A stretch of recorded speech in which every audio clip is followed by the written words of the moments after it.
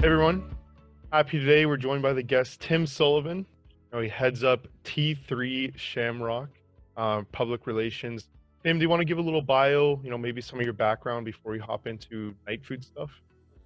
Okay, sure. Thanks for having me on the call. I founded T3 Shamrock in 2016. I've been in PR more than 25 years. I started working in 1993. I've worked for big blue chip companies. I've worked for firms. I've worked for nonprofits. And I also launched the Dr. Oz Global brand in 2008 and was with him for 7 years on the air and 1,350 episodes and everything Is that that was all? attached to that. Yeah. And those were exciting years, and we expanded the show in 118 countries. We had a core group of guests, and one of them was Michael Bruce. And Michael Bruce and I hit it off. He was on the show probably 65 times. And wherever Michael went, there was news. And as a result, when I formed my own firm, I started to work with Michael on a variety of different things. He was attached to research, he was attached to companies, he was attached to events. And it always worked. He was always going to succeed. The press loves Michael.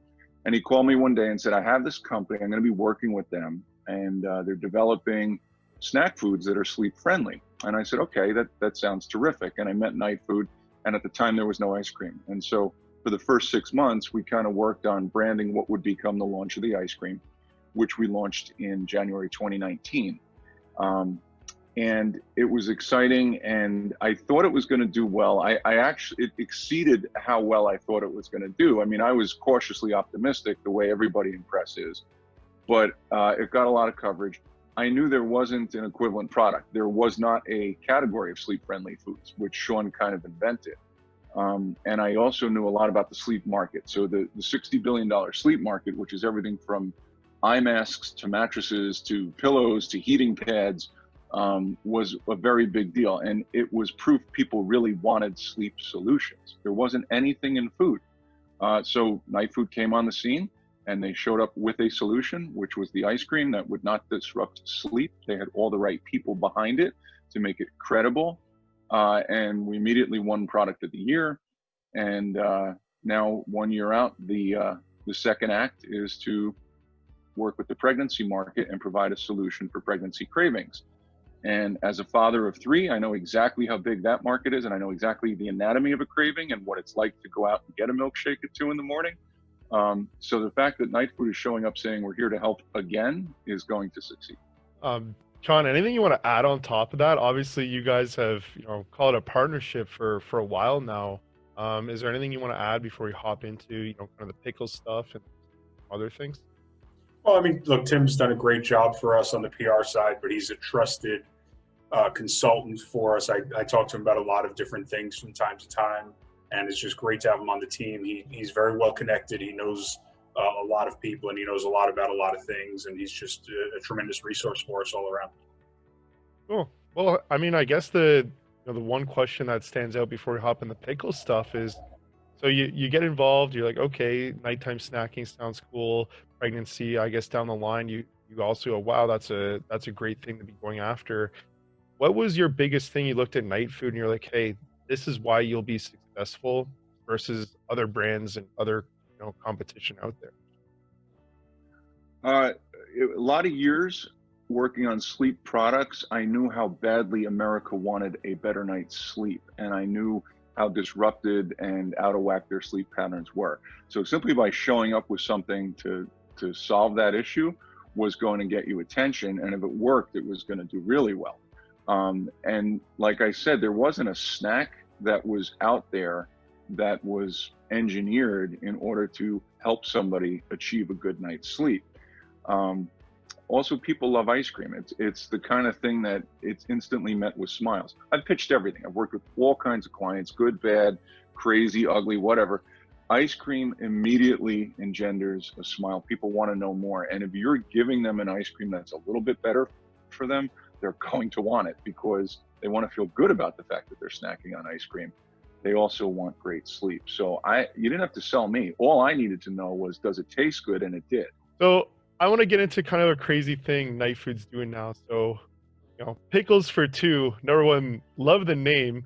But I wanted to kind of, I guess, get your insight on what does that mean for Nightfood? Me and Sean have already talked about, the pickle flavor itself, in a little bit more depth, from a company side, but never from a PR media side.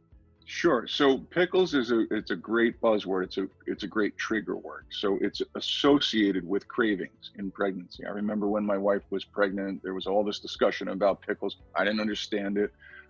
Every now and then she wanted a pickle. So you're meeting the consumer where they're at, which is a pregnant woman who has a craving for pickles, as unusual as that is.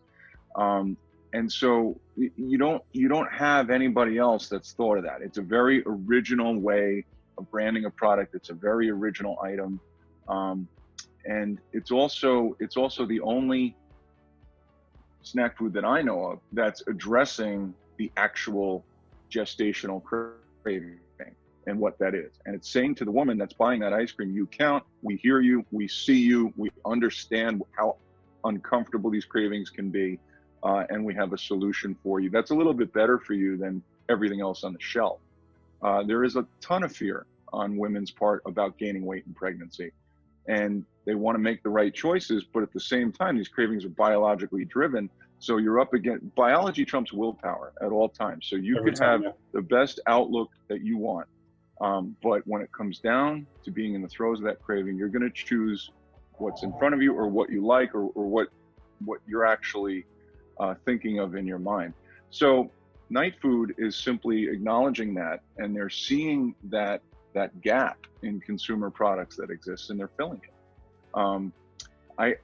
It's cool. It's also the simple cool factor. Never underestimate that if something is tasteful and unusual, that people are going to gravitate towards it. It's hard to come up with something new in this day and age, but I think the Pickles for Two is a really new concept that's going to show up as creative.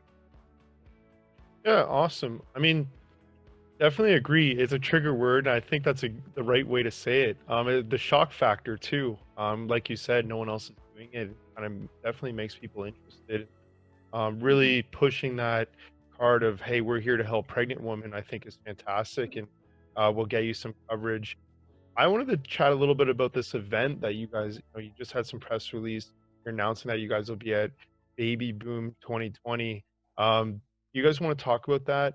Either of you can mention something, and then obviously Tim would love kind of your insight on what your goals for Nightfood are by going to an event like this or being at an event like this. We've been in touch with and considering Baby Boom for a little while now, and just the timing. The event is the first week in August, and it's just perfect for us. We're going to have our pickle flavor manufactured. It looks like towards the end of July, and so we'll have samples available for people, and we believe that we're going to be hopefully entering New York City also maybe during the month of July, which looks like it could happen realistically. So I think the timing of the event works out great, and that really helped us decide that we definitely wanted to do this and do it on a higher level.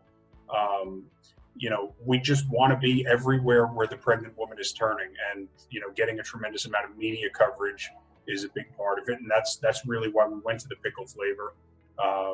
Was because we want to kind of incite that buzz throughout the pregnancy community. Yeah, I think 2020 is a very unusual year. So what we're doing is we're showing up where all these launches are going to be.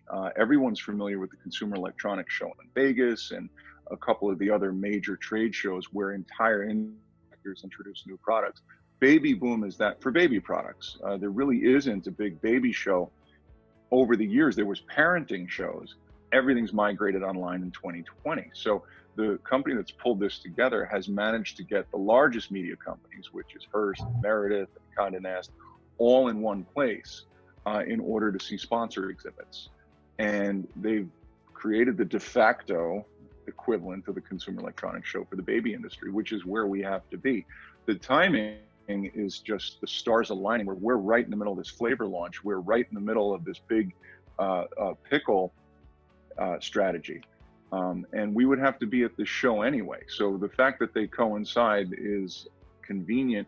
The way a show like this works is you exhibit and you make your product available and you answer all questions and you can participate in all types of discussions. But the people attending, they have to report on what's coming out in the baby industry and the parenting industry. That's their job. So what they see at this show is going to wind up in their coverage. So all you have to do is have something that rises above the noise and surpasses the rest. Now, in most industries, that's actually really hard to do. I don't think it's going to be that hard with this show. I know there's not another ice cream exhibiting, that's for sure. Most people will not have heard what we're about to tell them. So this becomes a very, very strategic opportunity that's going to be great visibility for Nightfood. It's going to be harder for some other companies. I think when you show up and you're just like everybody else, these things can be very tedious. That's not where we're at. I mean, we're showing up with a brand new flavor. Even if we just had the sleep flavors, that would be interesting and enough for this show, but we're actually in the middle of a launch. Yeah, I mean, it's interesting. I guess you touched on a good note. The people going there to cover the show are looking for things that stand out. Really, what's going to stand out to someone there? Is it a brand new stroller? Probably not. But ice cream, hey, that's pretty cool. That's pretty interesting. And you guys have some fantastic branding, and I definitely think people would love to write about you guys. So, hey, even if you get a small portion of the people that are going, that's a really huge win. So that's awesome. So so I guess talk to us post show now. So let's say that a bunch of people think you guys are awesome. They go back, they write about you. Obviously, that's the goal. Do you want to walk through kind of that process and what that means for Nightfood? Well, we want to give them samples, number one. So I will say that after pitching this ice cream since its launch, whenever someone gets a sample, it goes well. I don't know anyone that didn't like the samples. So the quicker that we can get people to try the ice cream, the quicker we're going to get what should be a positive review, or at least positive feedback. We're going to do two other things at the show that are important. Is we're going to show our association with the American Pregnancy Association and our board of advisors member, who's an OBGYN from Tampa, and they can actually answer these questions. What Sean did, which was very smart, was he looked at who are the players in pregnancy communication, and he went thinking of doing this. What do you think? And they thought it was a great idea. So we all got in business with one another, a lot of that is just us wanting to get the product right. I mean, we want something that's what it says it's going to do and has advice from experts in the field. But what's important is that the buyer, which is the pregnant woman, that the customer knows we sought the best minds in the OBGYN world when we launched this product. We got expert advice. We put everybody in one room and we said, give us your feedback. So it's important that people at the show know that we're just not a snack product that just kind of came out of nowhere and is winging it. A lot of thought went into this. A lot of research went into this. And what we hope to do is have people talk about why it's a good idea and validate that. And also customers who have tried it say, you know what, this worked for me. I actually love it. I'm in my third trimester and this was exactly what I needed. And that can be done through traditional media outlets that everybody recognizes, such as big magazines and big television, which have covered Nightfood. And it can also come from the most unlikely places, which is the really happy consumer who happens to have a huge social media following, and everything in between, because media is not all just traditional earned outlets anymore. It's everything. Right. And then from our perspective, Jason, the timing of this is great. We're talking to some of the big retailers right now. We're in pre-review with some. We're going to have meetings with others in the next month or two.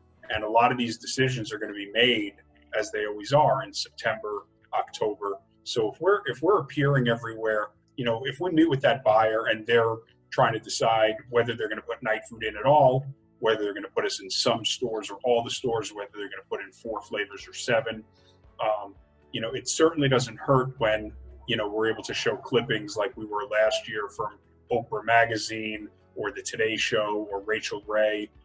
All of these things factor in because, the buyer, the supermarket category manager that's making the decision of whether or not to put the product in and how many flavors and all those decisions, they're using media interest as a proxy for consumer interest, which makes a lot of sense because that's the media's job. They're not going to want to report on things that are not interesting to their audience. Their job is to, keep in tune with what their audience is interested in. So a lot of media coverage is a really strong signal to the category managers that this is something of interest, this is something worthwhile, and it's a product that belongs on their shelves, because in a few months, this is what consumers are looking for, and this is what consumers want. And if store A doesn't have it and store B does, that one retailer could risk losing a basket, losing a shopper. I mean, one of the things we're doing right now is we're pitching some of these retailers is, we've got quotes from people. We're asking people, hey, did you get your Nightfood where you normally shop? And a lot of people, the answer is no, I made a special trip. I normally go to this store, but I went to this other store because I wanted to try Nightfood. So showing retailers that helps them see that this is a product that people will go a little bit out of their way for, and that's going to be a big value. So when the media hits and they see that there is interest from the consumer, of course, that's going to influence our ability to get substantial distribution here coming up for 2021. Tim, I guess I'll throw it back to you. Do you want to talk about any part of the strategy before we kind of close up? No, I would just say it's comprehensive. I mean, we're going to go for written reviews and magazine pieces as well as television. The only other part of the strategy that I think is unique to 2020, and after more than 25 years in PR has taken some getting used to, is the role of the influencer on television. And if you've seen on some of Nightfood's pieces, what you see is an influencer that gets asked by a television station to round up their favorite things or be an expert on something, and that person is the de facto correspondent. That didn't exist 5 years ago. That certainly didn't exist when I was in journalism school or when I was in my first 20 years. So instead of just pitching television straight ahead and relying on the kindness or the judgment of a producer or an editor, you've got to build a bridge to those influencers that are out there making waves. They're going to be on TV with or without us. They're being asked. So there's this new layer, and I think Nightfood's done really well in embracing that. There's several of those television placements on the website. That's kind of the new normal. Companies are learning that, for better or for worse. I don't think it's necessarily a bad thing. It's nice to see more non-reporters on television. It's nice to see that they're kind of built up organically, but ingratiating them is a huge pillar of the strategy. It hasn't been hard. They get the product, they love it, they can't wait to talk about it. We also have something that looks really good on camera. We have ice cream. When you show it, it's cool. But, the viewer looks at it, and it's very easy. It's not an abstract thing. This isn't an app or some other, or a laundry detergent that doesn't look visually appealing. This is something that you can put on a table on a morning show, and it looks great. We're just really excited about this. I think that the timing is great, and we saw how much publicity we got last year. Obviously, all the major, well, not all of them, but so many of the largest outlets that we would have, really put on our wish list of targets. And I think that coming up here in the fall again, starting, probably I think as early as I think we've got some coverage that's going to be starting in mid-August and probably even sooner with some of the online stuff. It's just going to be a great time to just be all over the media again. So we're really excited about that. Yeah. Maybe a question, like, is there other plans for other events, obviously other than this one, going forward? Like, what are, I mean, just throwing it out there as a little teaser, like, what's the plan? Do we love events? I mean, obviously there's definitely more than just one. I would be well. It's not about the events necessarily, Jason. It's about getting to the point where we are everywhere that pregnant woman turns. Yeah. And being in all the media, that's going to have a trickle down effect. We expect it to. There's going to be plenty of bloggers out there, influencers. They're going to be reaching out to us because they read about us in a big magazine. So it's kind of just about permeating the market through that. Now, part of our strategy for this year. Before the virus hit, we had already signed up and committed to advertising and exhibiting at certain baby expos, regional baby expos, not for the media, like what this event is, but Charlotte Baby Expo, where they rent a hall and they have a bunch of vendors there. So that was a big part of our strategy, was to do those types of events. and just market directly to those moms in those regions that we have retail distribution. That all fell apart, of course, with the virus. And so this is part of the pivot. But I would argue that even if we had been able to do all that stuff, because being a part of the pregnancy media is so important to our strategy, that we would have still been doing this. But the point is that when an opportunity comes up that's going to help us weave Nightfood into the fabric of American pregnancy, we're going to capitalize on that, because ultimately we want it so that when a woman, enters pregnancy, she knows just as surely as she needs to stop, drinking wine, stop eating sushi, that she needs to know that Nightfood is the ice cream that she needs to start turning to. So any opportunity we have that's going to further that mission, that's what we're going to jump on. Awesome. Oh, I think that was a great answer. Tim, any last words you want to say before we close things here? Just America loves ice cream. It's probably the most favorite snack food out there. It certainly leads all lists for pregnancy cravings. And Nightfood is in the solution business. And what they've done is they've taken this loved snack, this absolutely over-the-top, beloved ice cream, which is iconic, and they've added some utility and functionality to it that solves people's problems. And that's really kind of one of the auras of the brand, which is we're here to help. And we're here to make this terrific snack food even better for you and better for you to feel good about eating. And so we've done sleep and we've done pregnancy. Who knows what's on the horizon, but that's Nightfood is in the business of taking America's best loved snack food and making it a solution. I just want to remind everybody that we're not a pregnancy ice cream. Pregnancy for us is it's a segment of the market that we're addressing and that we're going to be reaching out to and proactively advertising to. But you've got 4 million pregnancies a year in the United States, so you've got probably 6 to 8 million adults in those households that are exposed to these cravings, exposed to these high consumption patterns. So it's really a way in. It's a strategic way into this nighttime snacking market that we're addressing, which is well over 200 million Americans. It's over $1 billion a week. How do you get in there? Well, you have to find an angle.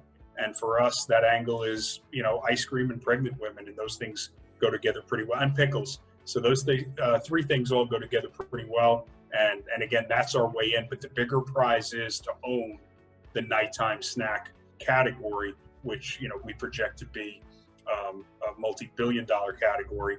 Just because that baby's born and everybody comes home from the hospital, that doesn't mean that Nightfood is no longer welcome in the house. And in fact, I would argue that if we help the women get through the pregnancy and become a beloved brand during that time that they can turn to, that our brand loyalty will be even that much higher as a result, helping us to grow really rapidly as we roll out across the country.